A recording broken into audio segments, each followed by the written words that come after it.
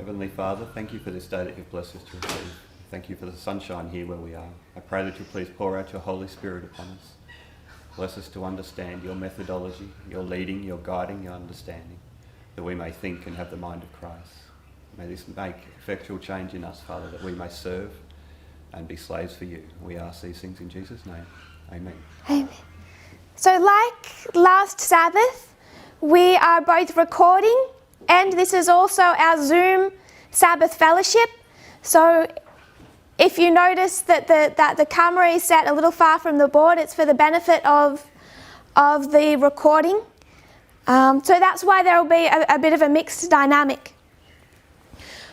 What we've been doing is this is the third week where I've presented on the Zoom classes, and the first week was not recorded. So some of you who weren't then joining us on the first week or haven't seen the recordings online because that first week wasn't recorded, much of where we go after today's review will be new to you. But for those who were here in the first week, I just want to explain what we've done. So in week 1, we covered a lot of material, and we did it very quickly. We just had a fast, quick review of a lot of material. And then what we've done in the 2 weeks after that, last week and this week, what we're doing is we're going back over that same material much more slowly. So this was week 1. Then in week 2, we took the first part of this and we expanded it. So we took the first part and we expanded it in week 2. And then what we will do today is we will review last week, but then we're going to take the second part and review and expand that as well. So we covered everything, probably the main stepping stones in the first week that wasn't recorded. And then in last week and this week, we're going over the same material, but much more comprehensively and more slowly.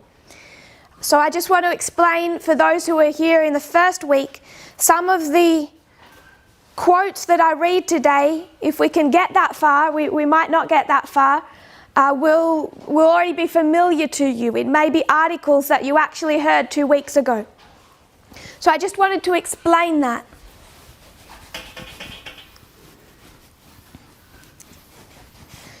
But I want to go on a little bit of a detour at the first part of today's class and discuss something that seems entirely disconnected. And it is in some ways disconnected, but when it comes to this subject of parables and literal and spiritual and conspiracy theories, when it comes to these subjects, you really can't separate them. Everything is connected. So this is not largely disconnected from where we're heading, what we're trying to understand. But it is some foundational knowledge I think we should all have. I want to give a little bit of just a historical study, just 10 minutes, it shouldn't be very long, into what has occurred within Islam over the last decades. This is a major subject. It's very complicated. So I don't want to give a complicated history. I just want to give a simple review of what's happened over the last particularly 40 years. And this will seem disconnected, but it will tie into our study either at the end of today, most likely next week. It'll become, you'll see perhaps just in a small way that this helps us. So if we're going to understand modern Islam, what has happened with Islam, you have to go back to the turning point. The turning point was 1979. Externally, that's just public knowledge. It's not something peculiar to this movement. They know their turning point was 1979. There were major events in 1979. One of them was the Iranian Revolution. So I want to discuss two countries. You have Iran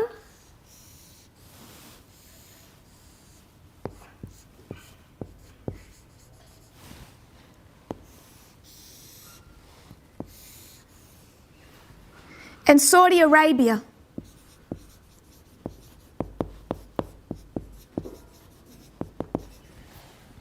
So before 1979, Iran is ruled by the Shah. People start to protest his rule. He is quite a dictator. So there starts to be civil unrest, and that civil unrest is really hijacked by a radical Islamic movement led by a man known as Khomeini.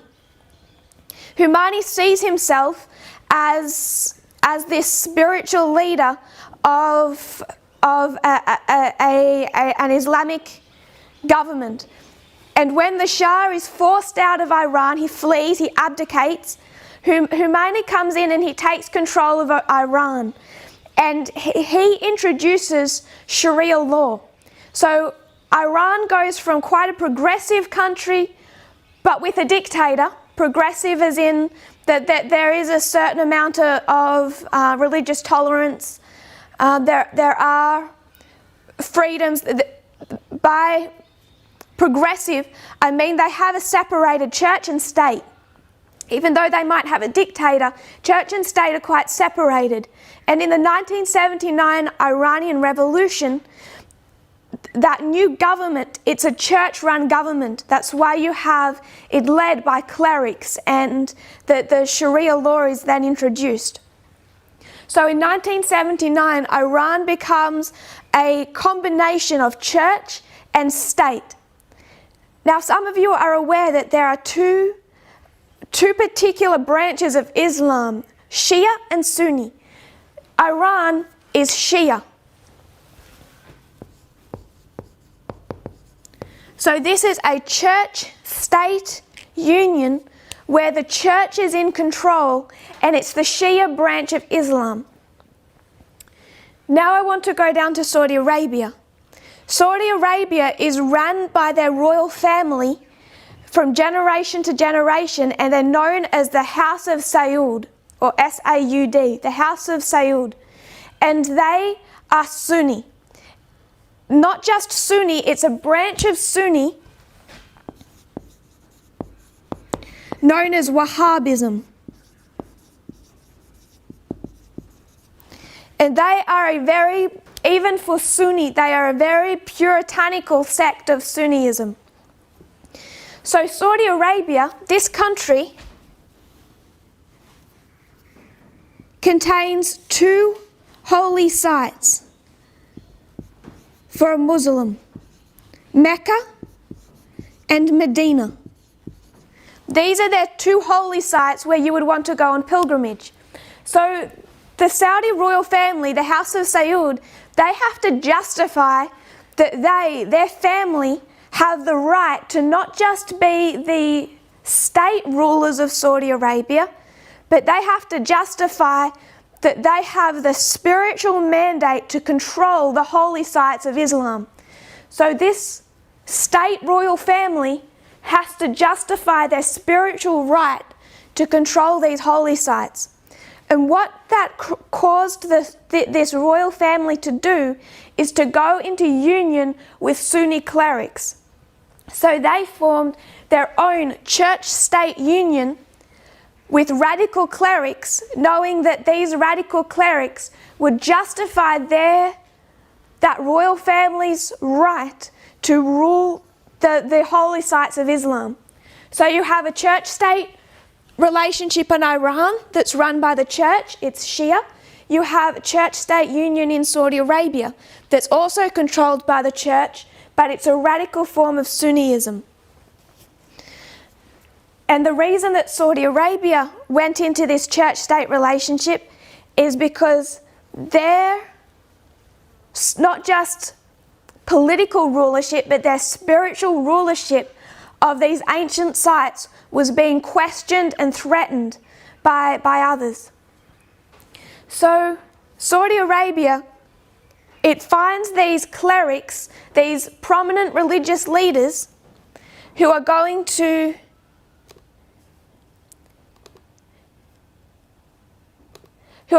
justify Saudi Arabia's right to rule.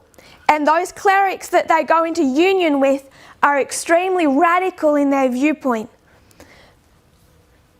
This is something we'll see that starts to come more and more out of control. So in this same history, it's all particularly 1979. In 1979, another sect of Islam comes in, takes over Mecca, and lays siege to the whole site. Hundreds of people held hostage. It's a huge event, and the Saudi royal family, their spiritual right to rule that territory is under threat. So this escalates the tension. That attack also occurs in 1979.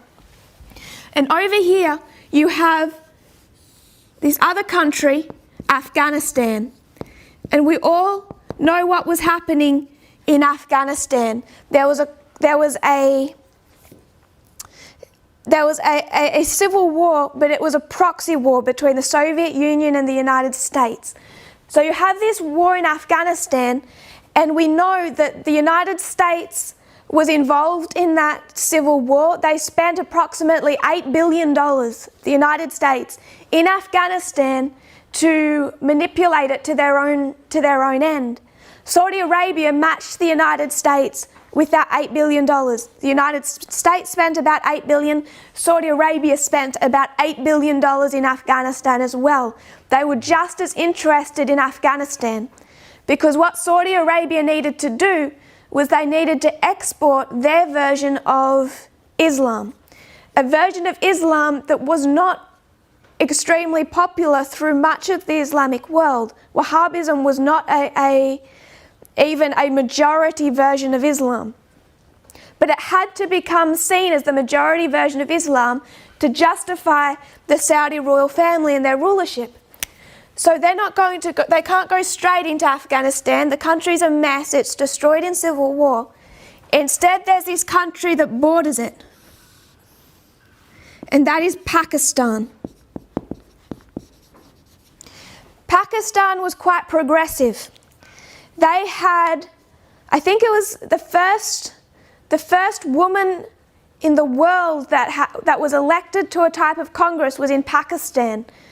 They were really quite progressive when it came to many of these modern issues, until there was an overthrow.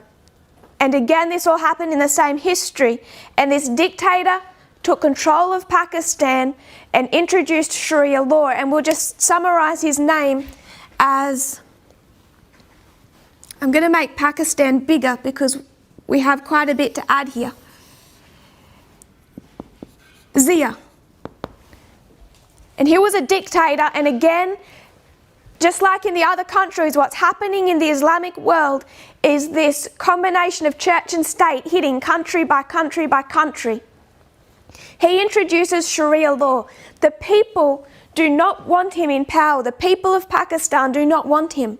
But he has two important allies, because geopolitically, he's useful to the United States and to Saudi Arabia. So the United States and Saudi Arabia hold him in power. The people don't want him. This geopolitical agenda of the United States destroys Pakistan. It's a very sad story. It really destroys the idea of America as being a country that exports democracy. Because the people of Pakistan, certainly at least back then, before more indoctrination occurred, they could have overthrown him. They wanted to overthrow him. But they're forced under his rule. The reason the United States wants Zia in power is because he supports their agenda in Afghanistan, and Pakistan borders Afghanistan. It becomes important to have an ally in the region. So they'd rather support him than risk having a new government that might support the Soviet Union. So they'll hold this dictator in power, and he destroys the country. There's this town in Pakistan, Peshawar. It's this city just across the border from Afghanistan. Peshawar becomes an extremely important place. This is where the headquarters of the leaders of the Mujahideen who'd fled into exile from Afghanistan, they all head to Peshawar. Hundreds of thousands of refugees from Afghanistan all head to Peshawar. So Saudi Arabia sees an opportunity. What they're going to do is they're going to give massive discounts to all flights from Saudi Arabia to Peshawar, and they're going to send through to this town both fighters to support the war in Afghanistan, so they're going to send fighters, but they're also going to send Muslim clerics, radical Muslim clerics, to export their version of Islam. And remember, for them, this isn't just wanting to convert people, this is to justify their state rule. So they'll send all these radical clerics to Peshawar, and then they're going to create hundreds of schools along the Afghanistan-Pakistan border. Hundreds of Islamic schools run by the most radical Islamic clerics to indoctrinate the Mujahideen fighters, to indoctrinate the refugees, the children of the fighters, the children of the refugees, and even the local Pakistan population, which were not Wahhabi Sunnis, and indoctrinate them with radical Sunni Wahhabism. And these radical clerics, they do a very good job. This is what becomes the students of these schools, created and funded by Saudi Arabia along the Pakistan-Afghanistan border. The students of those schools later become the leaders of the Taliban, the leaders of many of those organizations, particularly the Taliban. So Saudi Arabia built hundreds of religious seminaries along that Afghanistan border, and these seminaries had to favour the fundamentalist school of thought that was closest to Saudi Puritanism. This indoctrination caused this radicalisation of the area, and some of the graduates became the founders of the Taliban. Out of these schools also would rise Al-Qaeda. One fellow moved to Peshawar early on. He was one of the early ones. His name is Abdullah Yusuf Azam. He's known as the father of global jihad. So this fellow, he's a Sunni Islamic scholar. He preached both defensive and offensive jihad by Muslims to support the Mujahideen in battle against the Soviet Union. He moves to Peshawar, and then he sends for a friend of his, come and join him. And those two men work together for years, up until this father of global jihad, Azam, he's assassinated in 1989. But he calls to his friend and says, come join me in Pakistan, we have a work to do. And that friend he calls is Osama bin Laden. So you have Abdullah Yusuf Azam and Osama bin Laden, and they become the co-creators of Al-Qaeda. So to skip ahead some, out of Peshawar come the Taliban, and Al-Qaeda. And it's not just these, it's the whole radicalisation of Islam across the region. These are just two, you could say, two types of movements that grow out of that radicalisation, but this has all been purposefully, intentionally, both encouraged and funded, orchestrated through Saudi Arabia, by Saudi Arabia. So if we skip some years, we come down to 9/11. So we come down to 2001, September 11, and you have this attack on the United States. There's 19 terrorists associated with the attack on the United States, 19 known terrorists that performed that attack, orchestrated and performed. Of those 19 terrorists,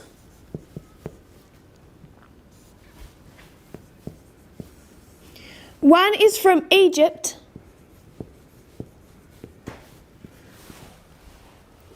one is from Lebanon, 2 are from the United Arab Emirates, and 15 are from Saudi Arabia. Why?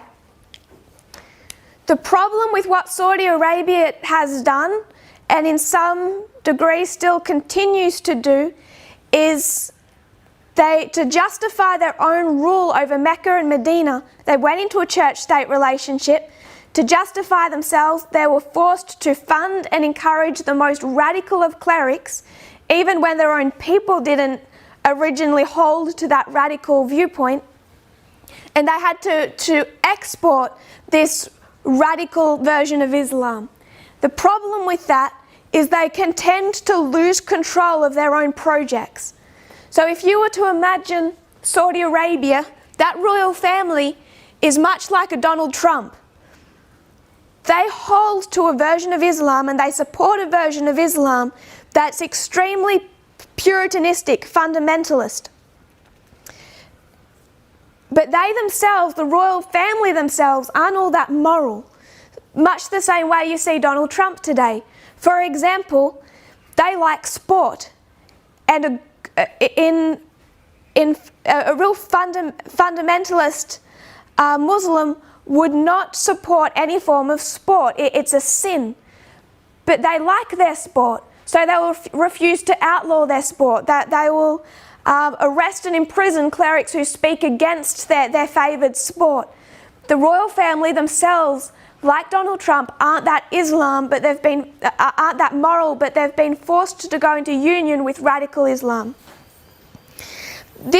What can happen then is, as those, like Al-Qaeda, but really particularly once we start thinking about ISIS, is that organisation can recognise that we don't like the Shia faith, we don't like the West, but we also don't like the Saudi royal family. And they lose control of their own project. And so I'm not suggesting that the Saudi Arabian government themselves, the leaders, orchestrated the 9/11 attacks, but they did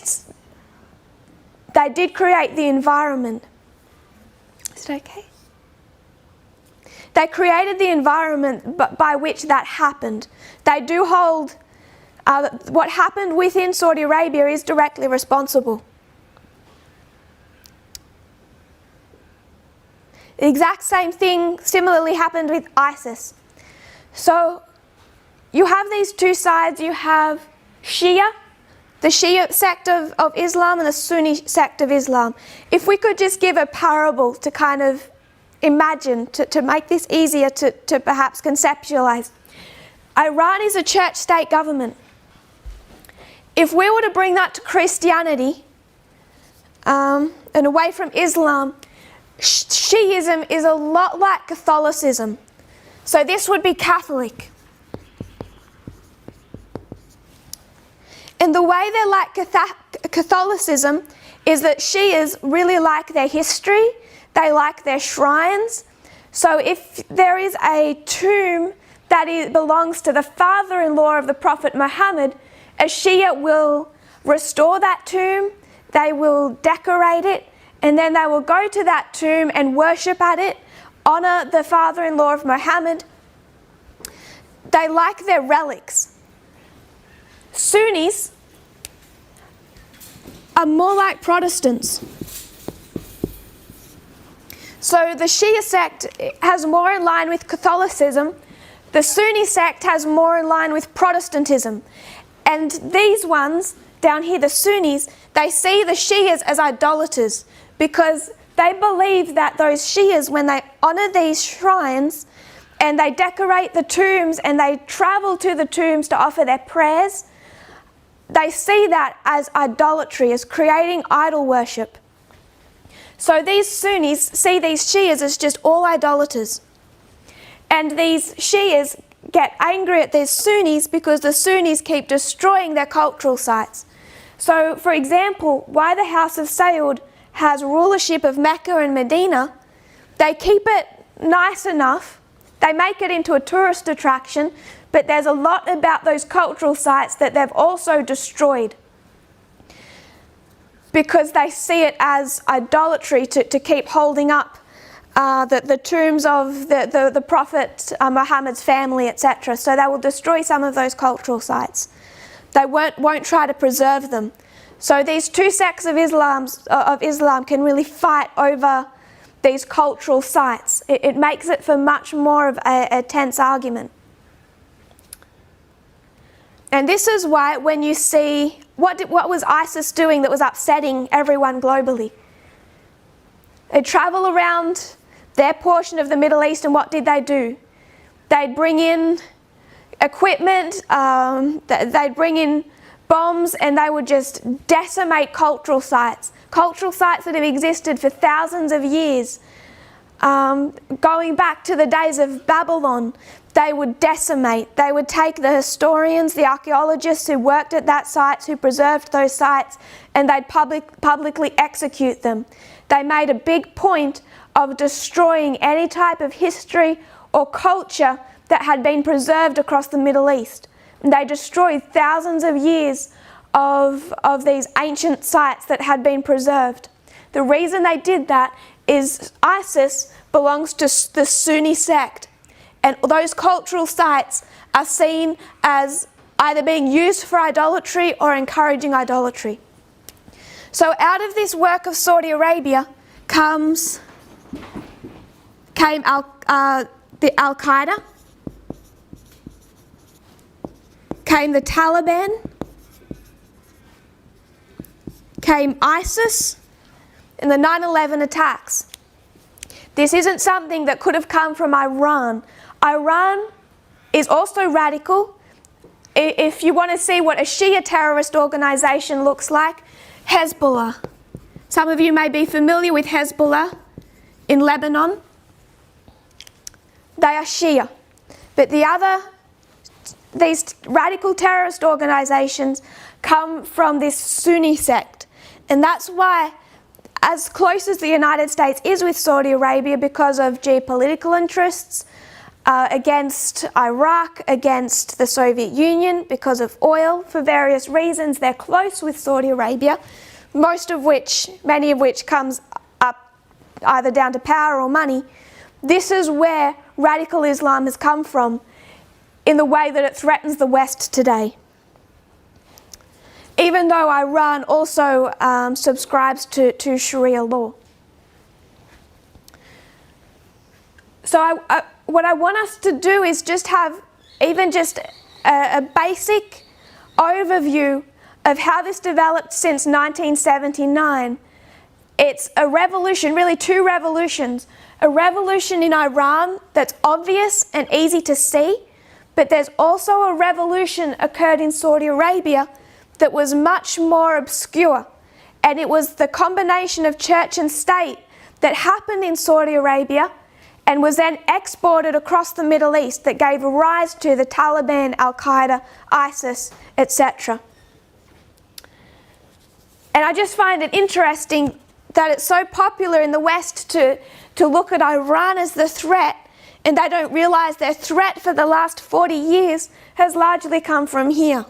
So much like people are looking to the Catholic world and they're forgetting the Protestant world where their threat actually came from, and that was nowhere more obvious than at 9/11, where 15 of those 19 terrorists were Saudi Arabian. The alleged Saudi role, they're talking about more of the state role, in the September 11 attacks gained a new attention after two former US senators, co-chairman of the Congressional Inquiry into the 9/11 attacks, told CBS in April of 2016 that the redacted 28 pages of the Congressional Inquiry's report refer to evidence of Saudi Arabia's substantial involvement in the execution of the 9/11 attacks. So there's still many open questions about how much certain government officials in Saudi Arabia knew and how much funding and encouragement they gave to that initiative. But much of that has been redacted and also held back to preserve this alliance between the United States and Saudi Arabia. And as I said, the this House of Saud, they have needed to justify their rule to engage in these projects, but they are in regular danger of losing control of them because of their own immorality, if I can put it that way. So it becomes important to know these histories, because when someone was to throw out a quote, say someone like Walter Weiss was to throw out a quote and say, Islam cannot be responsible for 9/11, and I'll tell you why. I travelled from the north to the south, and from to the south to the north of Syria before their civil war, and it was a backward, ignorant country. They can't be responsible for the 9/11 attacks. When Walter Weiss makes such a statement, which he did in 2018, what's the first thing you should question? First thing that comes to my attention is that regardless of how he thinks or what his personal morality is, the statement is racist. It's just that the words, the message is racist, regardless of the man. To say that Syria was too backwards and ignorant, that is my paraphrase of his statement. He says it in a much more harder to identify fashion. But there's a problem with that. He's identifying Syria. He travelled through Syria and said, in essence, it's too backward, it's too ignorant. They could never orchestrate and fund something like 9/11. Therefore, it cannot have come from radical Islam. Syria, where do they fit on this board? Is Syria predominantly Sunni or Shia? Is Assad Sunni or Shia? Assad is Shia. The whole house of Assad has been Shia. It's a Shia country. So, in their civil war, who's going to support Assad? Who's going to support the rebels? Iran will support Assad.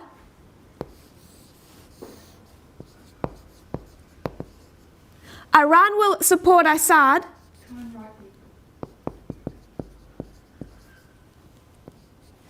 And Saudi Arabia will support the rebels, because Iran is supporting another Shia country. And Iran is united to Russia, which is also another ally of Assad in Syria. So they work together. The United States is allied to Saudi Arabia. They'll support the rebels. Again, it's still behind it all, has this same sectarian, is over this same sectarian rift within Islam. So no, the 9/11 attacks were never going to come from Syria anyway. It's a Shia stronghold. And Shiism is directly opposed to Sunniism. Sunniism is where you find Al-Qaeda and Saudi Arabia, and 15 of the 19 terrorists, not one of those terrorists was even Syrian. Their money did not come from Syria. They were never funded by Assad. There is no connection between 9/11 and Iran or Syria. So the statement itself is just, on the most basic level, ignorant of the Middle East.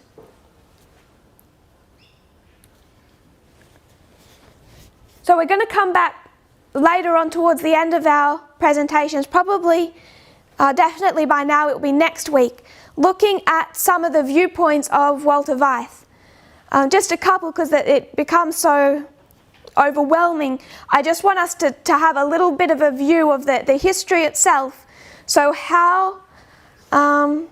just how many layers of wrong there are in the statements that he makes. But to see the wrong, we need to have just a basic overview of over what happened here. And who does Walter Weiss say was responsible for the 9/11 attacks? Back in that quote in 2018, which we'll come back to, he starts to say sarcastically about how people will say, oh, it wasn't Islam, it was the Zionists.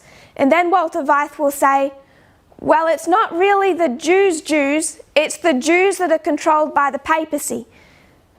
So underneath all that, if I can cut out the noise, he's saying it was the Jews.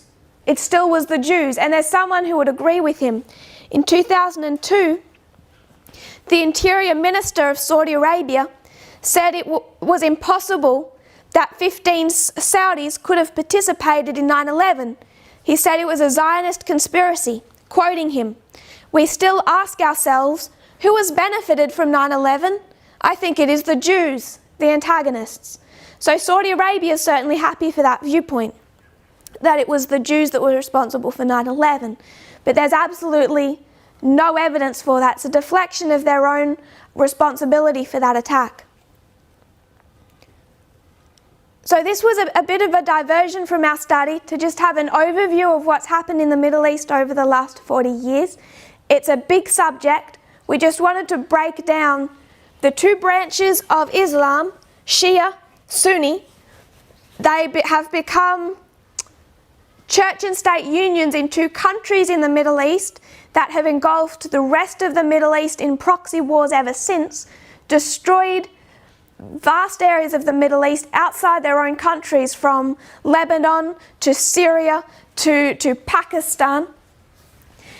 One is Shia, one is Sunni Wahhabism, both quite radical, both believe in Sharia law. Saudi Arabia saw an opportunity with the Afghanistan civil war, with the United States backing, to become involved in that war, to export their radical version of Islam through their clerics, through hundreds of church schools along the Pakistan-Afghanistan border, to recruit and indoctrinate both the Mujahideen fighters and the refugees and the children of those. And it all particularly centered around this one town of Peshawar. And into Peshawar come two leaders who unite. Azam, the father of modern jihad, who calls across to Peshawar his friend Osama bin Laden, and they united become the two co-founders of Al-Qaeda. Azam is assassinated in 1989. By that stage, he'd already fallen out with Osama bin Laden, because Osama bin Laden wanted to take this new movement and he wanted to expand it. Azam wanted it more kept within Pakistan, Afghanistan. He didn't see the benefit of this international expansion. So they came to an early disagreement, but Azam is assassinated and Osama bin Laden takes Al-Qaeda international. From that fomenting of radical Islam, there is a radical transformation across many countries in the Middle East, right from Egypt to all across the Middle East. And much of it has happened because Saudi Arabia can tend to lose control of their projects. It also, back in here in Peshawar, in this history, you'll also find other men who became the founders and the leaders of what became known as ISIS. So there's many more players than Osama bin Laden. Out of that same petri dish came ISIS and those other separate terrorist organizations that slowly morphed and developed into ISIS. But this was a Saudi Arabian project, a union of church and state. We described it as Catholic versus Protestant. And if you had have gone back into the Middle Ages, you would have seen a very similar dynamic where you would have a Catholic church-state union and a Protestant church-state union, and they're going to fight for the expansion of their influence throughout Europe. That's what's happened in the Middle East, and that is why the Middle East is in the mess it is today. It's not because they're just violent people. It's not because it's just a violent religion.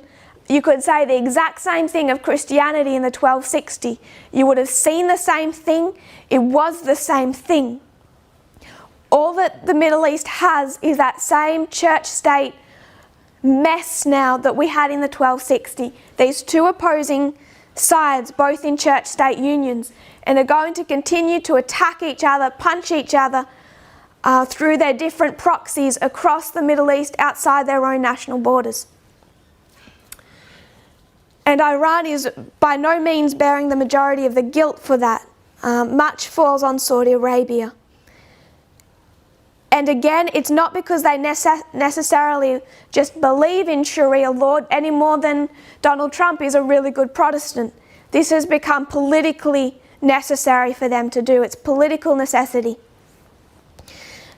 If we can just have an overview of what happened there, the minute you hear a quote by someone like Walter Weiss, you can immediately see the vast gaping holes in his argument. The minute he says, terrorism couldn't come from the Middle East because I went to Syria and it was really backwards, you can see the layers of the problems. Syria is Shia. It does not subscribe to the ideology held by Al-Qaeda, Osama bin Laden or ISIS. Which is why when ISIS goes into a new territory, the first thing they're going to do is round up and slaughter every Shia they can find. It's convert or we will kill you. They kill more Muslims than they've ever killed non-Muslims, because they will kill anyone who is an idolater or a Shiite. And before people like Walter Weiss want to make that sound racist, they should look back into the 1260 and see Christianity did the exact same thing.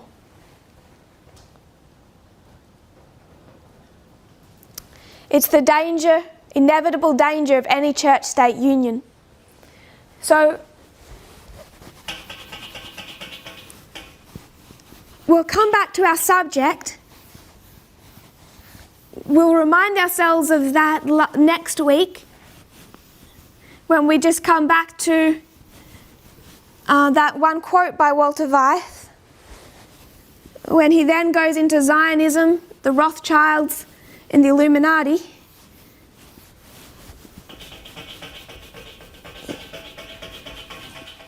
But so we can review it next week. I just wanted us not so much to talk about Walter Weiss, but to just see the steps that Islam has taken over the last 40 years in the Middle East, the church-state issues they're facing.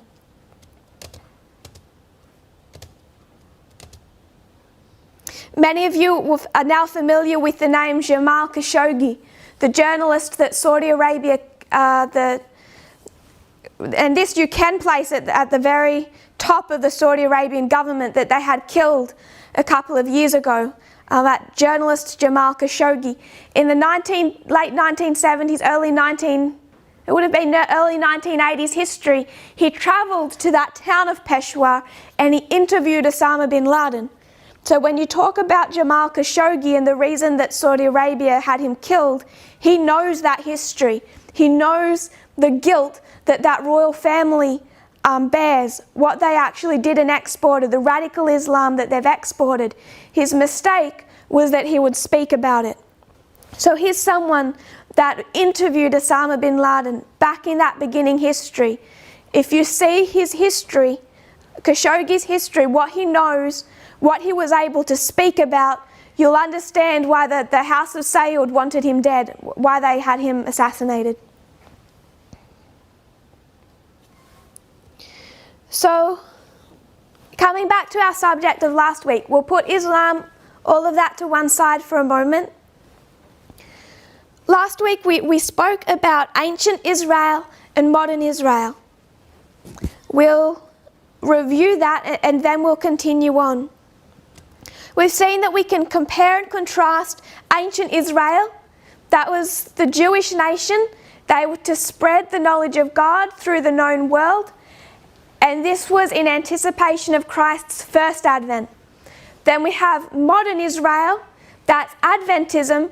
They also had the instructions to spread the knowledge of God through the world, and that was in anticipation of Christ's second advent.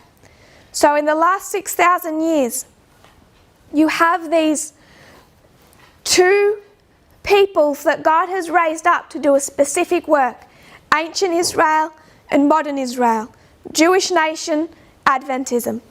What we were doing is we were comparing and contrasting these two. Classic rules of parable teaching.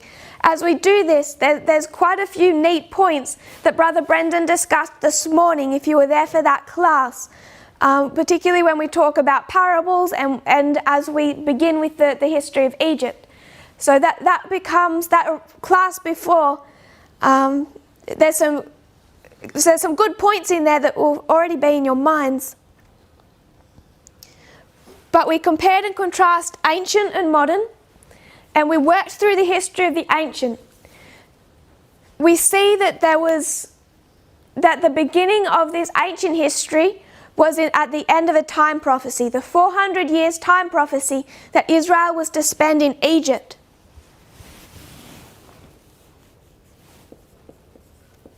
And we find they have been in darkness,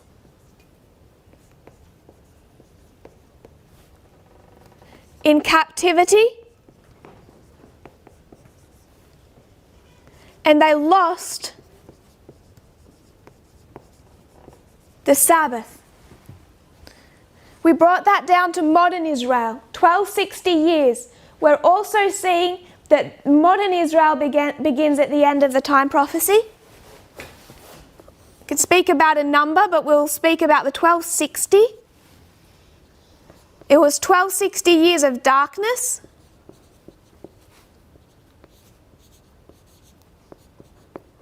of captivity,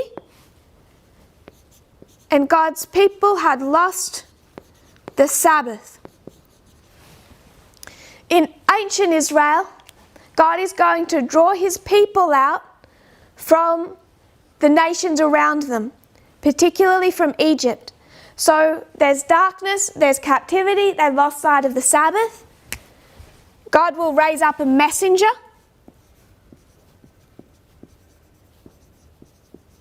This is Moses. Modern Israel, he raised up a messenger. That was Miller.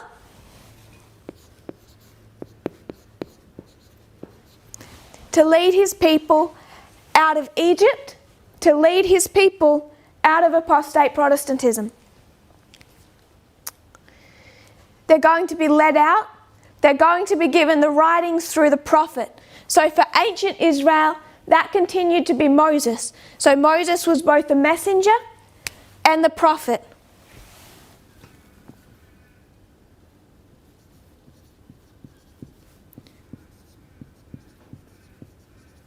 And he is going to reinstitute the Sabbath. We're led out of apostate Protestantism by 1844. There is a prophet. They've been led out of apostate Protestantism. There's a prophet. This is Ellen White.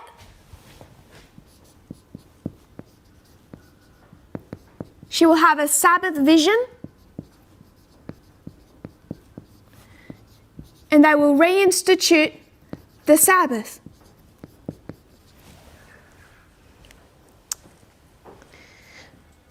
So we see that ancient Israel and modern Israel, and Brother Brendan spoke this morning about parable teaching.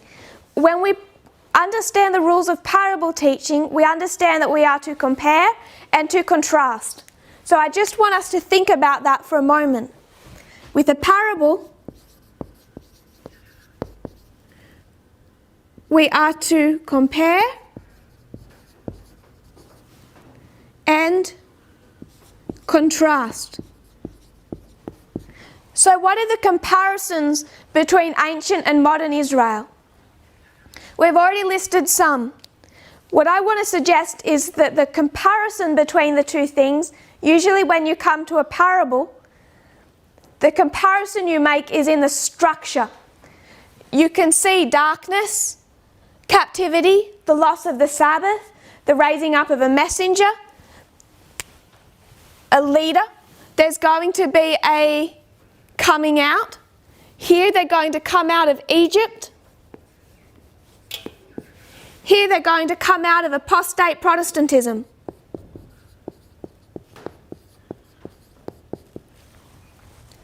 A prophet will be given the writings of Moses. He will reinstitute the Sabbath, which he was told directly from God to do.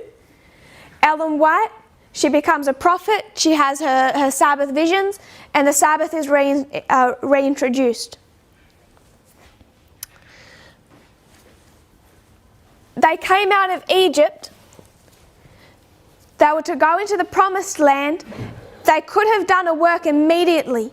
There didn't need to be a long delay, and we're going to go back and see the mistakes they made in that history, just reviewing, because we already spoke of them last week.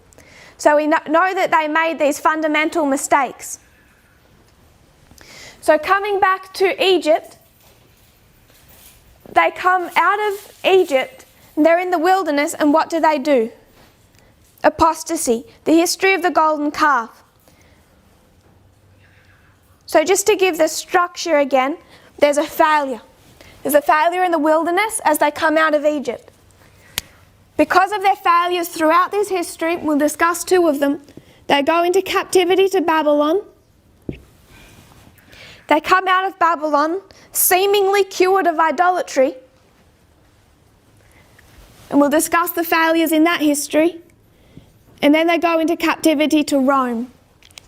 So the issues that they face is their repeating failures. Failure, and finally at the end, success. The Alpha history is one of failure. The Omega history is one of success. It's the exact same pattern we see with modern Israel. We've already identified, we did last week in the quotes from evangelism, that Christ should have come back by 1868. And Brother Brendan spoke this morning that Christ could not return until after 1798. So sometime between 1798 and 1868, in those 70 years, Christ should have been able to return. He couldn't. It was delayed. So this was the Alpha history. Failure. He should have returned by 1868, within that 70 years. Then we have the history of 1888. Again, the third angel's message was crying. Sunday laws were already in the United States. Everything had been set up. God's people just needed to be ready for it. They weren't. It was a history of failure. So we know that we are in the Omega history, the history of success. So when we see ancient and modern Israel, we take them as a parable, we compare and contrast them. What we can compare is the structure. The structure is the same for ancient as it is for modern. You have the darkness, the messenger, the coming out, the prophet, the Sabbath, and also the histories of apostasy, failure, success. But what are the contrasts? What are the contrasts between ancient and modern?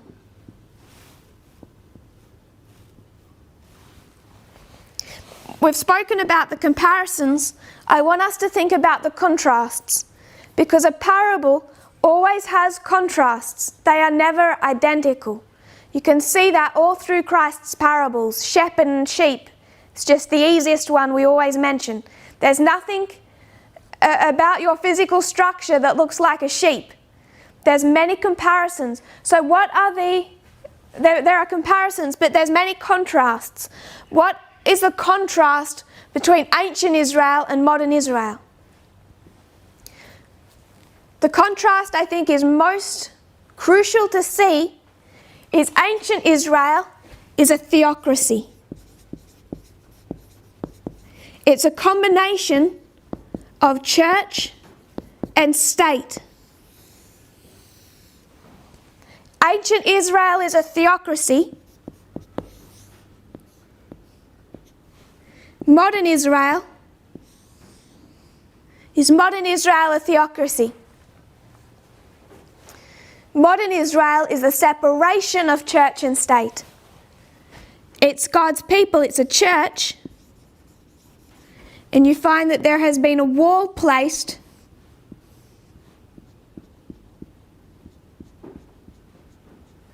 between the church and the state. And this one seemingly small issue, the fact that we have to contrast as well as compare, is where much of Protestantism has fallen. This is their main stumbling block. Because many people, they can look to the Word of God and they can make a comparison. That's quite easy to do. Ancient Israel, modern Israel, glorious land, glorious land. And then in the United States, in the South, in the 1850s and 60s, what are they going to say? Ancient glorious land, slavery. Modern glorious land, slavery. So they can compare, but they cannot contrast because they don't know how to use parables. Our ability to contrast is often what also makes our message special, because it prevents us from making those mistakes and enables us to explain much of what Protestantism and Adventism either misinterpret or they choose to ignore. More often within Adventism than not, they just choose to ignore everything that they can't explain or don't want to talk about. So this ability to contrast is important, and the greatest contrast we need to be aware of between ancient and modern is that one is a theocracy and one is a separation of church and state.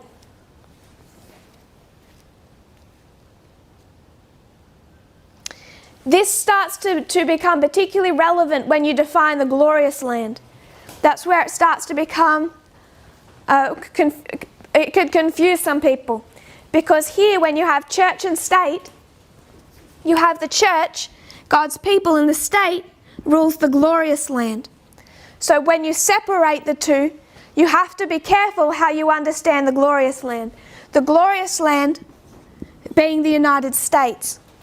And if you are not able to contrast ancient and modern Israel, what will you do? You'll end up trying to enforce a theocracy in the United States, a church and state union, which is exactly where Protestantism has battled with over the last 300 years.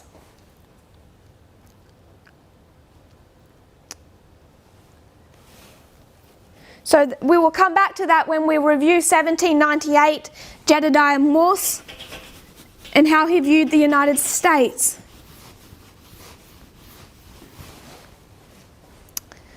Coming back to ancient Israel, they had three opportunities to do God's work. When they came out of Egypt, when they came out of Babylon, and then when they were to be led out of Rome. The third looking different to what they had anticipated. I just want to come back to this idolatry at Sinai, this golden calf.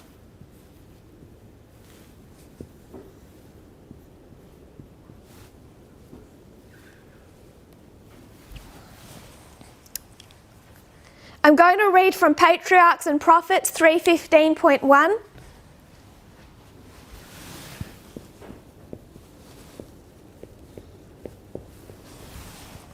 Really, it's the whole chapter. It's chapter 28, Idolatry in Sinai. I'll start at paragraph 1, but I'm going to paraphrase through the whole chapter. It's talking about Moses in Sinai and the idolatry of the people in his absence. While Moses was absent, it was a time of waiting and suspense for Israel. Accustomed as they had been in Egypt to material representations of deity, it had been hard for them to trust in an invisible being, and they had come to rely upon Moses to sustain their faith. Now he was taken from them. Day after day, week after week passed, and still he did not return.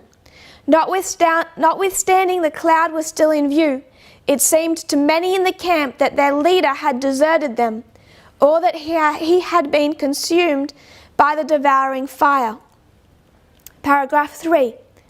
Feeling their helplessness in the absence of their leader, they returned to their old superstitions. Among the objects regarded by the Egyptians as symbols of deity was the ox or the calf. We spoke last week that this ox or calf is the Apis bull. It was suggested of those who had practiced this form of idolatry in Egypt that a calf was now made and worshipped. The people desired some image to represent God and to go before them in the place of Moses. So this ox or calf that they have made, what was it made to represent? Who were they replacing? God and Moses. This calf was not just a replacement of God, it was a replacement of their leader. It was a replacement of Moses. You have to imagine their position. They've been led out of Egypt. Pharaoh has attempted to take them back. He's been destroyed. But now they're sitting in the wilderness. They have no leader. They have no king. They have no general. And there are still many enemies around them. So they are afraid. And in this fear, they return to the idolatry of Egypt, and particularly the Apis bull. And I want us to think about why they chose the Apis bull. So we read, just to refer to when the people come to Aaron, they say to Aaron, "Make us gods which shall go before us. For as for this Moses, the man that brought us up out of the land of Egypt, we wot not what is become of him." So they're saying to Aaron, you have to make us a god because we don't know what happened to Moses. So they're replacing Moses. We read last week about the Apis bull, what it represented in Egypt, that it was linked to the king. They were both supposedly living gods who commanded nearly equal reverence. Both became Osiris in the afterlife. The animal was chosen, the bull, because it symbolized everything that you would want in a king. The courageous heart, the great strength, the fighting spirit. So Apis came to be considered a manifestation of an earthly king. So a king, if you had a king, you had a pharaoh, you would refer to him, his title was the strong bull of his mother Hathor. So Hathor was like their goddess, which they assumed gave birth in some fashion to all of their other deities. Hathor was the mother goddess. And their common title for an Egyptian king was the strong bull from this goddess mother. And then we spoke about how a king would be depicted with a bovine tail on one side, and then on the other side, this picture as a bull breaking down the walls of a city. So what they're looking for when they build this golden calf is a replacement for Moses. It's the replacement for a king. Someone with a courageous heart who will go forth for them conquering. And their reason is that they don't know what's happened to Moses. So they need a king, not just a god, but a king. This is a cry for a king. And it's their consistent theme throughout the entire time as their history as God's people. We then went to 1 Samuel. The people gathered themselves to Samuel at Ramah. We looked at the word Ramah. If you were to go to Ezekiel 16, 24, 25, 31 and 39, it'll give you 5 instances of where this word Ramah, the word that means Ramah, is translated as the high places of idolatry. This is idol worship. When they go to Samuel and they say, "Give us a king," they want a king who will be like the Apis bull. It is the fighting spirit, the courageous heart, the great strength. And they receive a king. Then when the kingdom splits, they build a golden calf and they put it in both north and south. They continue to hold on to that imagery. God sends them into captivity to Babylon. It's meant to cure them. They come out of Babylon and they've been cured of what? They've been cured of the image. The image, but not the characteristics associated with it. So now they won't build an Apis bull.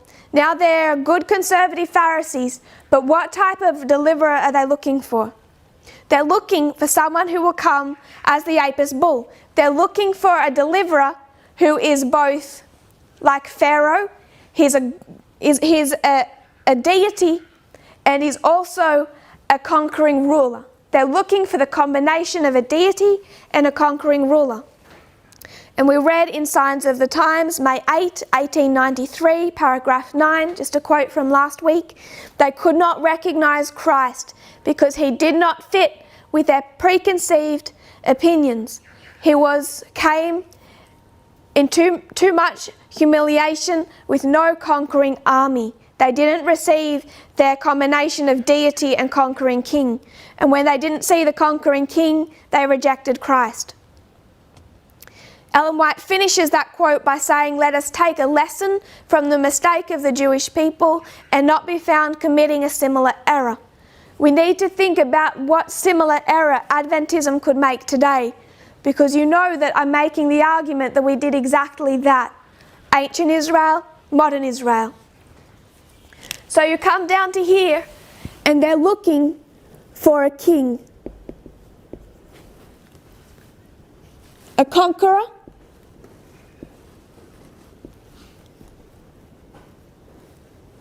Courageous. And what was the other one? Fighting spirit.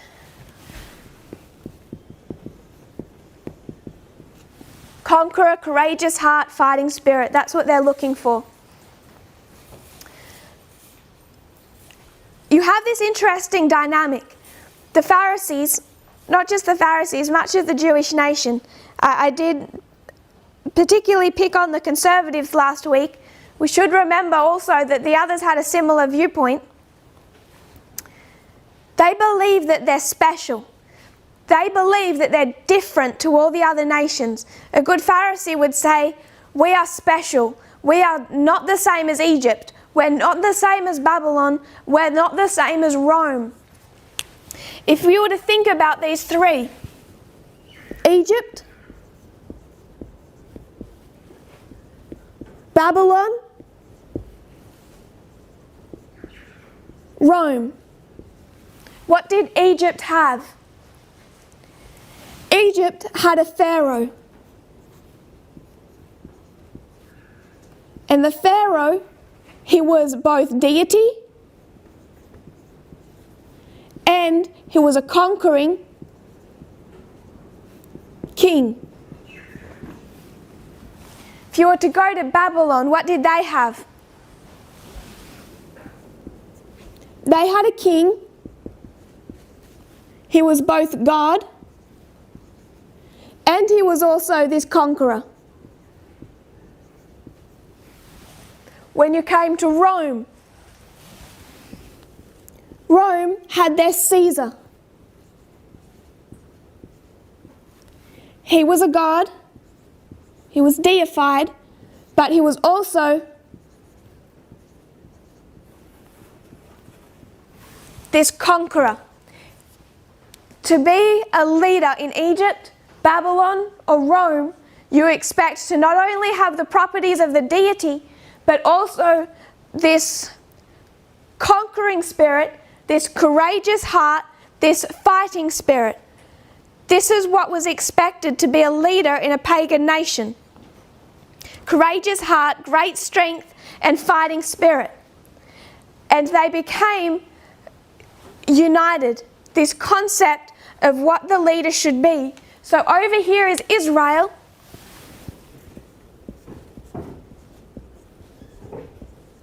And they're looking judgmentally at all of these nations.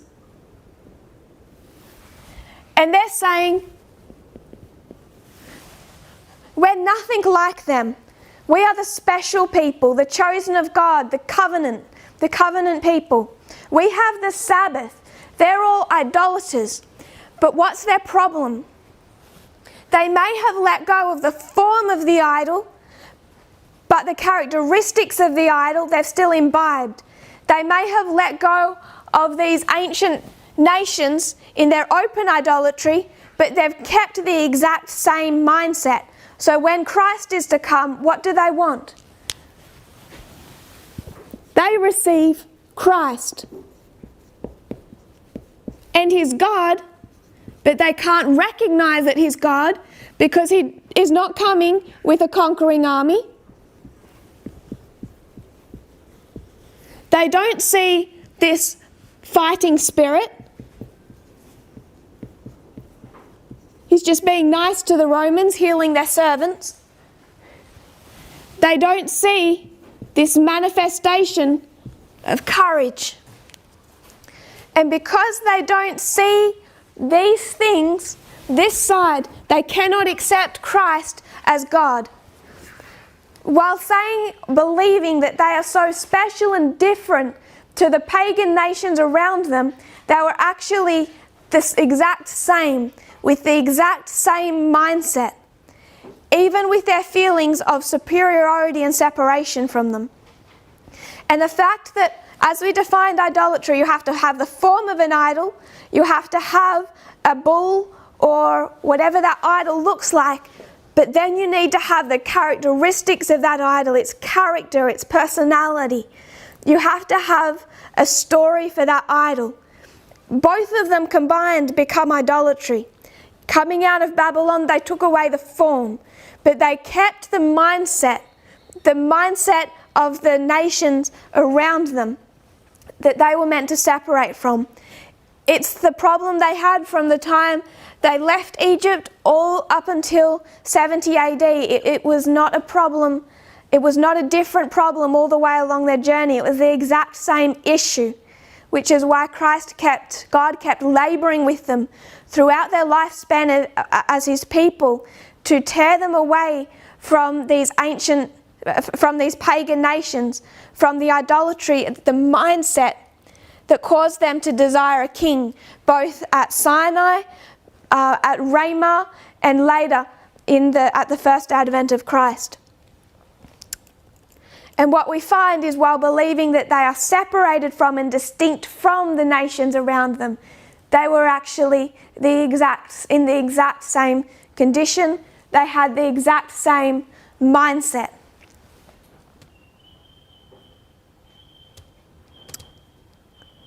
So we move down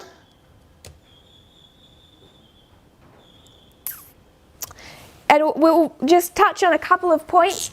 We'll remind everyone here that the cure for this mindset was parable teaching, in both its comparisons and its contrasts. Christ came and he taught in parables to reteach them both of the nature of the kingdom and of the nature of the king. If you don't understand the nature of the kingdom, you won't understand the nature of the king. This is their understanding of what the nature of the kingdom should be like. And if they think the kingdom should look like that, they think their king should look like that. Christ is going to use parables to try and tear them from that understanding. He gets so far in that.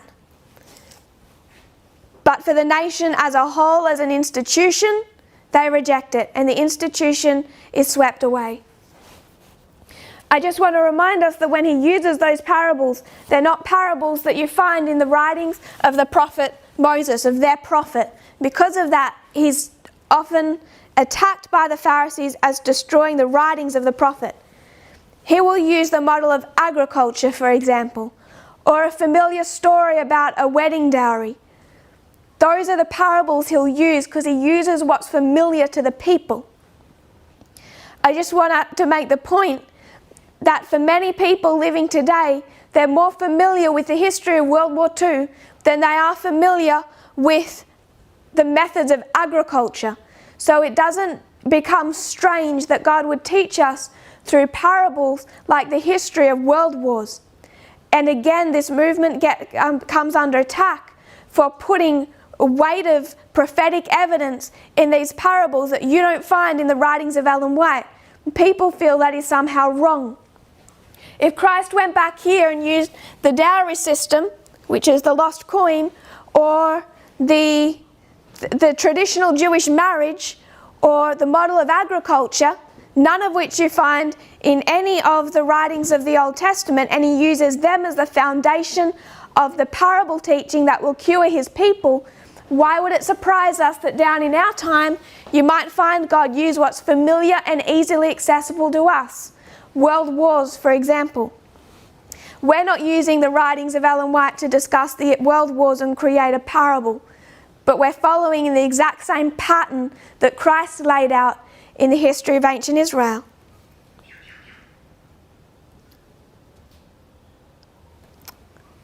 So again, we find them in idolatry. And this idolatry isn't a lack of morality. It isn't the length of their skirts. It isn't their adornment. I want to be careful when we start talking about conservatism and liberalism. The danger is that those terms can become hijacked. And there are many people who misunderstand what we mean when we say conservative and liberal. What I'm particularly interested in is not the moral conservatism, it's the social conservatism. People can wear makeup and be socially conservative. Look at a woman on Fox News, for example, or a man for that matter. They care what they look like. Male and female on Fox News, they're both in makeup, but they're socially conservative. That becomes important when we bring it to Adventism as well, this social conservatism. We brought that study of that whole pattern, the comparisons, we brought that down to modern Israel. So I want to review what we touched on in modern Israel. God drew out a people out of the pagan nations around them. They were to be special, his covenant people. God drew Adventism out of the apostate Protestant churches around them, and they were to be his special covenant people. They reintroduced the Sabbath. They reintroduced the Sabbath. They're given the writings of the prophet. They're given the writings of the prophet. They were drawn out of pagan nations, states. They were drawn out of apostate Protestant churches. We wanted to have a look at what was happening in apostate Protestantism, because this becomes important. Early 1700s, you have this first great religious awakening. And in this first great religious awakening, Protestantism really comes under quite a crisis. You have a growing liberal movement in Protestantism, particularly after the American Revolution, that wants to take the principles of the American Revolution of freedom of thought and bring that into their religious experience. And then you have this old conservative branch of Protestantism that is seeing their influence under attack. So we looked at these two branches within Protestantism. You have one that's quite liberal, and the second that's quite conservative. This conservative branch we found was headed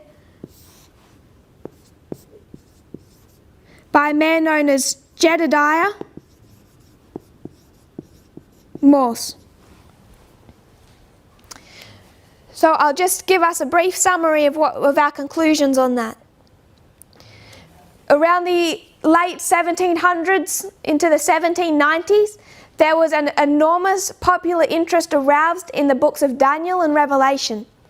The conservative clergy was led by Jedediah Morse, and they believed that the decay of public virtue, of morality, the rise of liberal faiths, and the politics in America posed the greatest threat to their power to control the people.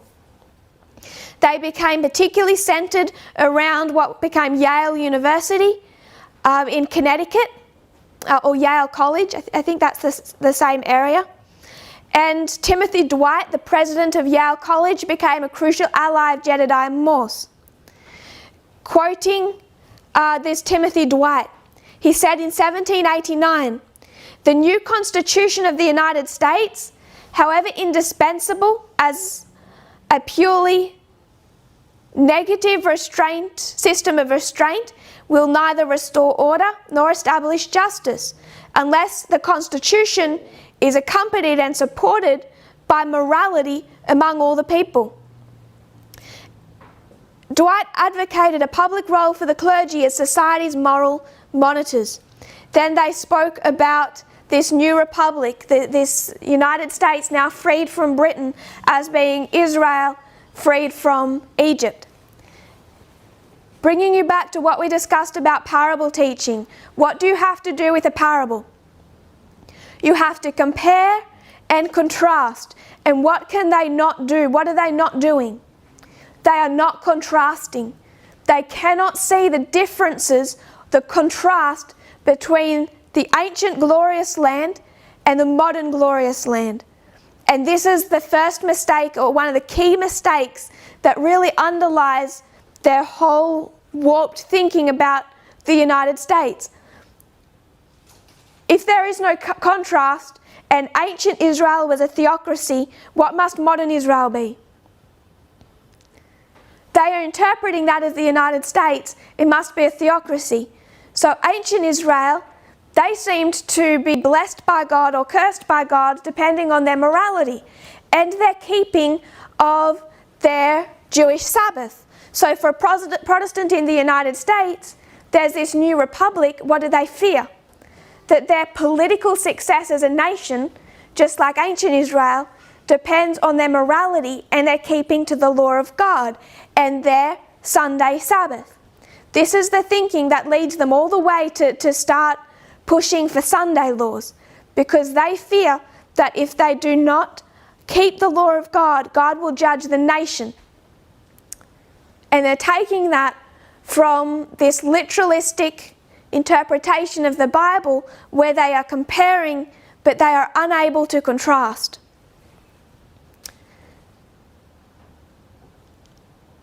New Englanders knew that their perilous experiment, this new Republican nation now in the wilderness, depended on nothing but their own individual morality. This new society did not mirror the virtue the clergy wanted to see, and this caused them to fear for the political safety of the nation. And we understood that these two branches of Protestantism, it's this branch, the conservatives, that's fearful for the moral standing of the people, that is doing this comparison without the contrast, and they are supporting one political, at this point he's the President of the United States, John Adams.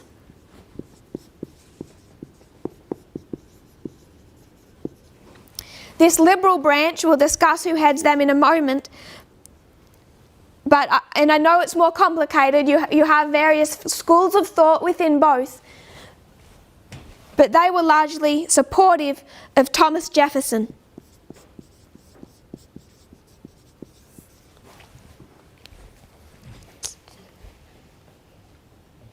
John Adams, there was quite a few crises in 1798. There was a risk they would go to war with France.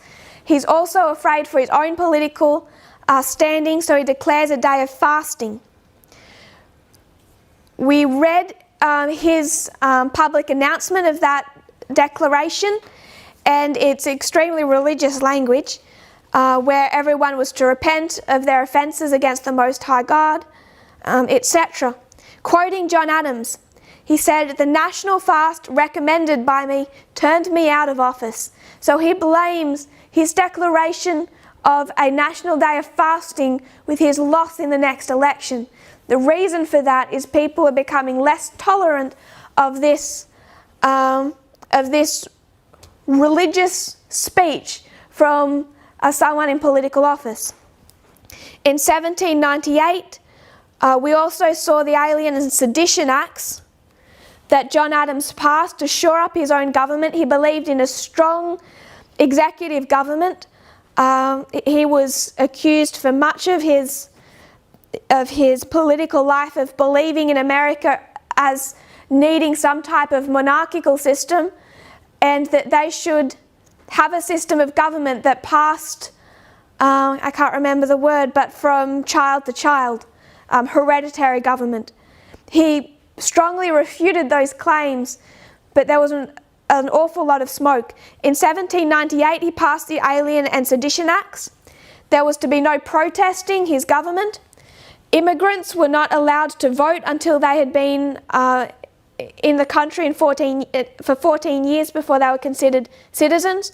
There became no freedom for the press. Lawmakers who went against his government were imprisoned, all under this Alien and Sedition Acts, particularly the part of sedition,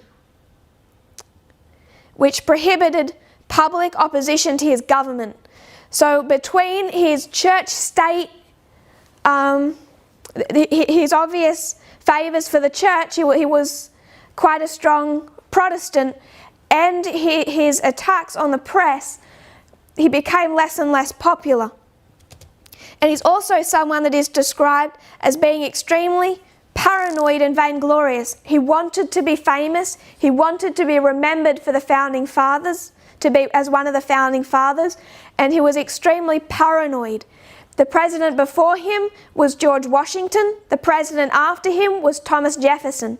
And he knew that they would end up more famous than him, more remembered. So he was paranoid about his standing and his legacy and his fame, which reminds you of someone in office today. He actually died on the 4th of July within hours of Thomas Jefferson. They were sworn enemies during this period, but they reconciled in the years after. They died on the same day, John Adams and Thomas Jefferson. And John Adams' last words before he died was, "Thomas Jefferson still lives." That's the extent of his paranoia. He's dying, he's about to die, and he knows Thomas Jefferson hasn't died yet. And the problem was he was actually wrong. Thomas Jefferson died a few hours before him, but he didn't know that. So he was extremely competitive as far as his reputation and fame went. But he was also quite socially conservative in the areas of immigration, in the areas of freedom of the press, and in the areas of church and state. So he has three particular areas that he's not well remembered for: church and state, immigration,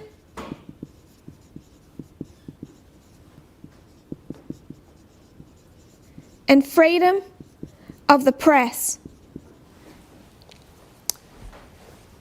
One official actually called him some bad names, and John Adams had him arrested and thrown in prison for that.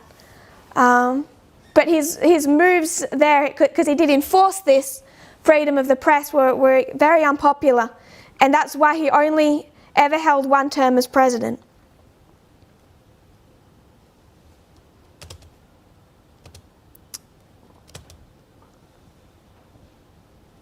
But he was supported by the conservative clergy because of his strong conservative Protestant connections and beliefs. So Jedediah Morse, he's going to attack this side, this Thomas Jefferson side and the liberal side, by saying they're all in union, they're all controlled by the Bavarian Illuminati. And this was the introduction of the so-called Illuminati threat teaching into the United States. And he does that in 1989. I want to remind you of his sermons in 1798. His sermons in 1798, where he said,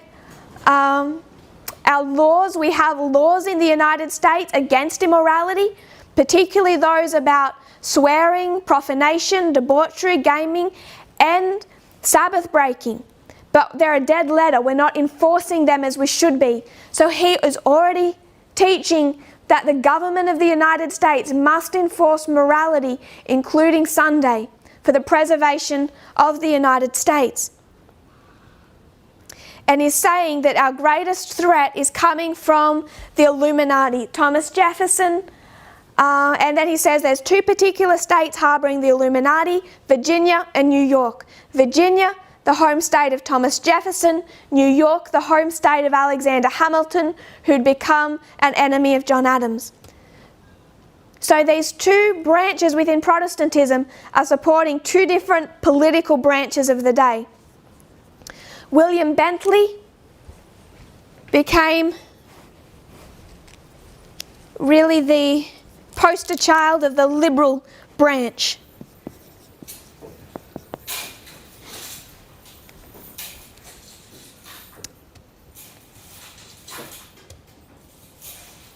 So we discussed these two sides. John Adams, he has major issues with church and state, immigration, and freedom of the press. Thomas Jefferson had many faults, but I want us to just see how he went with one of them. He was extremely anti-clerical. He believed that the clergy should have no political power within the United States. Quoting Thomas Jefferson, "In every age the priest has been hostile to liberty. They have perverted the purest religion ever preached to man into mystery and jargon." Jefferson once supported banning clergy from public office, but later relented. In 1777 he drafted the Virginia Statute for Religious Freedom. Ratified in 1786, it made compelling attendance or contributions to any state-sanctioned religious establishments illegal, and declared that men shall be free to profess their opinions in matters of religion. That statute is one of only 3 accomplishments Thomas Jefferson chose to have inscribed in the epitaph of his gravestone.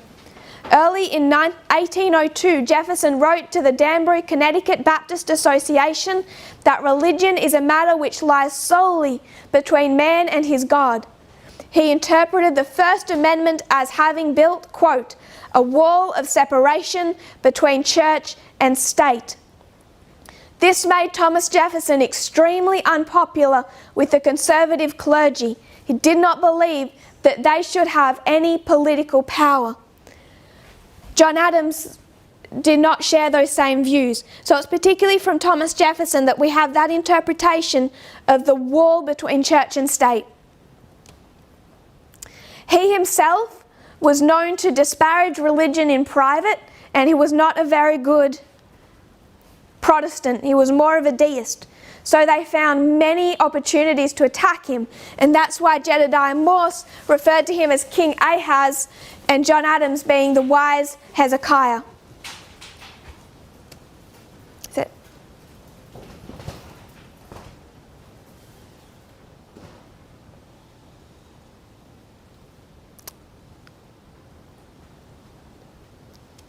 So the conservatives, this conservative branch, what characterized them? They believed in the enforcement of morality. They believed in a more monarchical type of government, so the strong executive branch.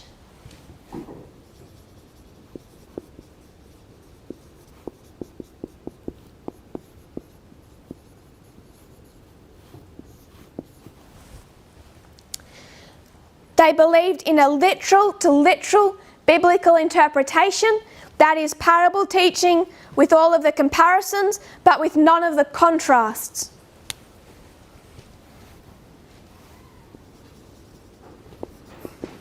So it's literal to literal. It's all compare and no contrast. And they justified their position by conspiracy theories.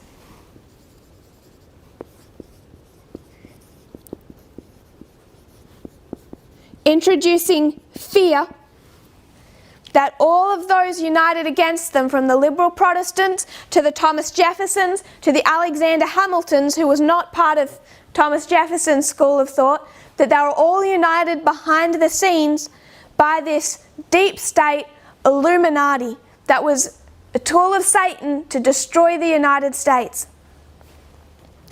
Liberals tended to oppose this school of thought in each one of these issues, despite knowing they have their own quirks and problems. If we were to follow Protestantism through this history, we would find that you have that same consistent issue. You come to 1844, and in Portugal we spoke about the 1844 presidential election. And you had these two political parties, and you find this same, what were the two? Poke and Clay. So you have two sides here. You have Poke and you have Clay. They're the two running for government. And the issue that you have then is this same thing. Protestants are also still split. So they're going to end up, this conservative branch, going with Clay, who believes in, was it Polk?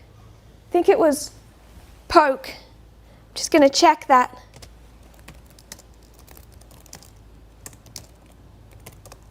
I get the two confused. Democrat James K. Polk defeated Whig Henry Clay. So this was won by the Democrat, which then was the South, the conservative South, and this was Polk defeating Clay. And Polk was this school of thought.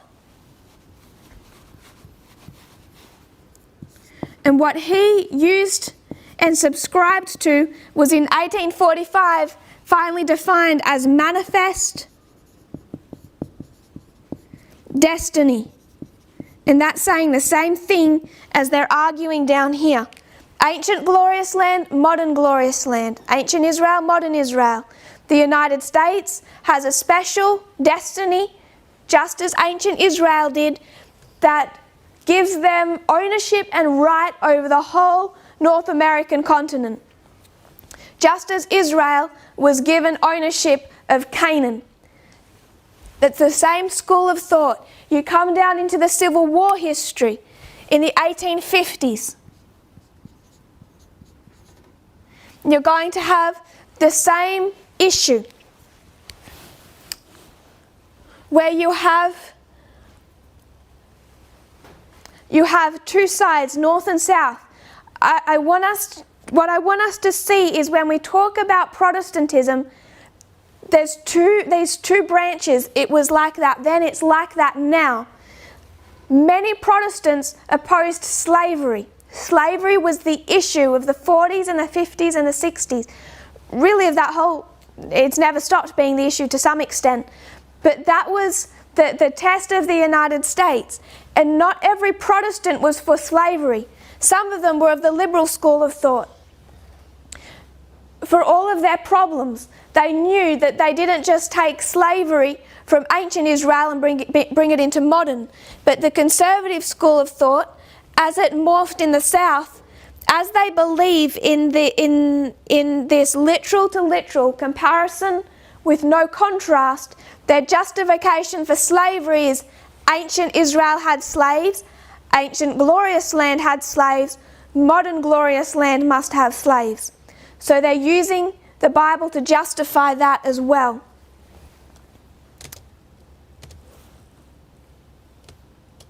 You come down to the 1888 history. Did every Protestant believe in that Sunday laws should be enforced by the government? No. Again, you have a split within Protestantism. This has nothing to do with Adventism. This is just within apostate Protestantism, their own split. I want to quote here from A.T. Jones. This is 1889. A.T. Jones, so you know it's just a year after 1888. C-G-R-A-S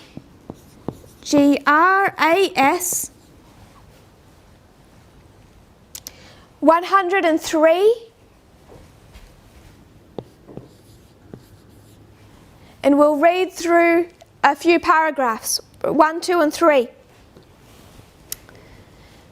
He's going back and discussing ancient Israel. Nehemiah was ruling in a true theocracy, a government of God.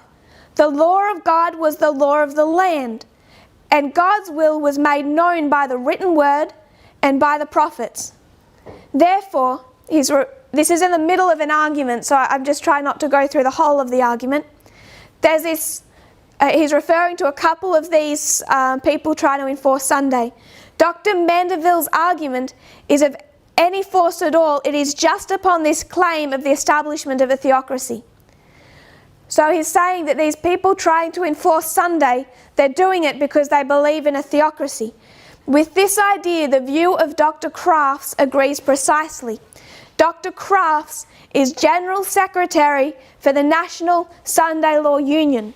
He claims, as it is expressed in his own words, quoting Dr. Crafts, The preachers are the successors of the prophets. He's quoting from Christian Statesman, July 5, 1888. So there's this General Secretary of the National Sunday Law Union saying the preachers are the successors of the prophets. Going back to A.T. Jones. Now put these things together. The government of Israel was a theocracy. The will of God was made known to the ruler by the prophets. The ruler compelled the officers of the law to prevent the ungodly from selling goods on the Sabbath. This government, the United States, is to be made a theocracy. The preachers are the successors of the prophets, and they, the preachers, are to compel the officers of the law to prevent all selling of goods and all manner of work on Sunday. This shows conclusively that these preachers intend to take the supremacy into their hands, officially declare the will of God, and compel all men to conform to it. And this deduction is made certain by, and he continues, their own words. So they have the same problem in 1888. The same problem is the issue of a theocracy, of going from literal to literal. It's all compare, and it's no contrast. And it's all to be enforced by a strong monarch style of government. You need a strong leader if you're going to enforce morality through law. Because can people decide for themselves in ancient Israel whether they wanted to do right or wrong? No, it had to be enforced, and to enforce it, you need a strong ruler.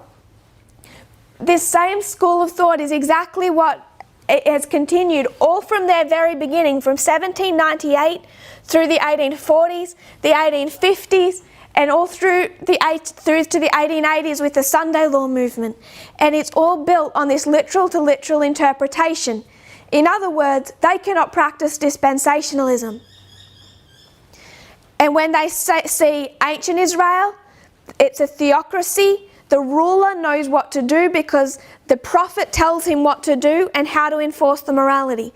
Now you have the president. The president must know what to do because the preacher is the successor of the prophet, and the preacher will tell the president what morality to enforce and how to enforce it. And that must be enforced through the law. So we're out of time. What we'll do next week is we want to see what this school of thought has turned into, because there's two sides of Protestantism down here. Not every Protestant believes in this school of thought. Not every Protestant, in fact many of them, opposed slavery. Many Protestants opposed the enforcement of morality through the government. Many Protestants today are similarly divided, and we have to decide where the threats come from. And the problem is that practically all of Adventism is looking in the wrong direction. If we were to think of it as standing on a train track, and here's your good conservative SDA,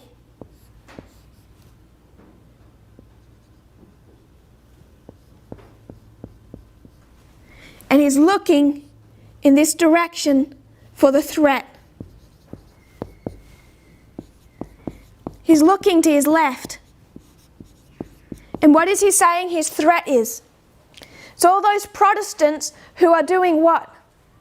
They're all coming into union, they're all happy-clappy, they're all ordaining women, they're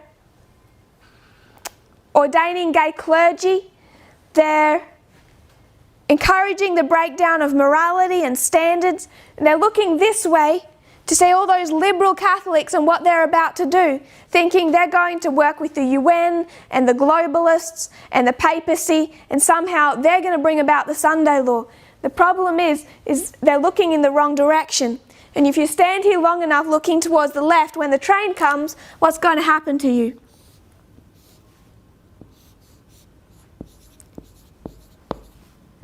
It'll be too late. it's just going to be too late for Adventism. We can see that for ancient Israel, we can see that for modern Israel. We have... Yeah.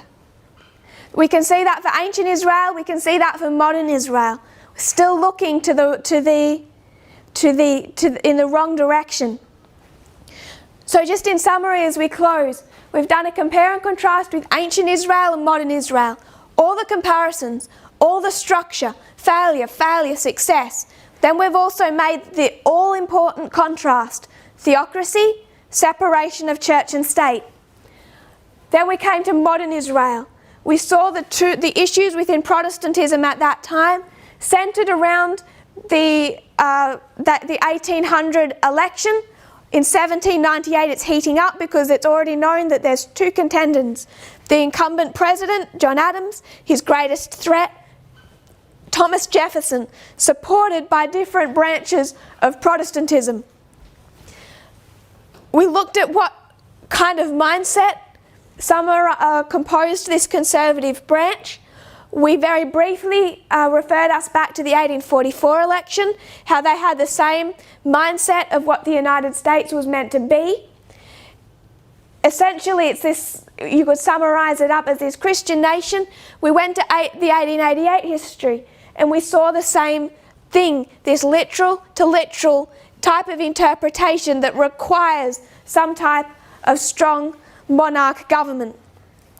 Next week we'll come closer to our own. We'll look at what happened in the 60s and 70s and now the two sides of Protestantism today, where our threat comes from and why we're exactly like our threat. If you kneel with me, we'll close in prayer. Dear Father in heaven, thank you for our blessings. Lord, we know that we live in a major time in Earth's history as we watch everything close. Lord, I pray that you will lead us and guide us. We have so much to learn from. But Lord, we are looking at the same book and the same history as millions of other people who are drawing different conclusions. May we understand how to interpret correctly. Lord, there must be truth at the end of time. We know that it must be through your parable teaching, but we also know from ancient Israel how small the number are who truly accept and hold to what those parables taught. I pray that each one of us might be among that number. May we not be afraid or intimidated by the smallness, seeing ancient Israel, also the extent of destruction. But I pray, Lord, that we'll be encouraged as we see the evidence and the lines and what they can illustrate for us. I put all these things into your care and keeping. I pray, Lord, that you will bless this Sabbath day, not just for us here, but across the world as others enter into this day or are about to enter into your Sabbath day, that they might have a blessed time and continued fellowship with others of the movement. I pray for our brethren in Fiji, Lord, as they also spend this Sabbath day, many of them also still isolated, all across in Sydney, up the north coast and across Australia and New Zealand, Lord. As everyone bows the knee to you, I pray, Lord, that you'll be with them in a special way, that they won't feel alone or discouraged at this time. I pray, Lord, that we will have a strong faith in your leading and how you have led us. I pray this in Jesus' name. Amen.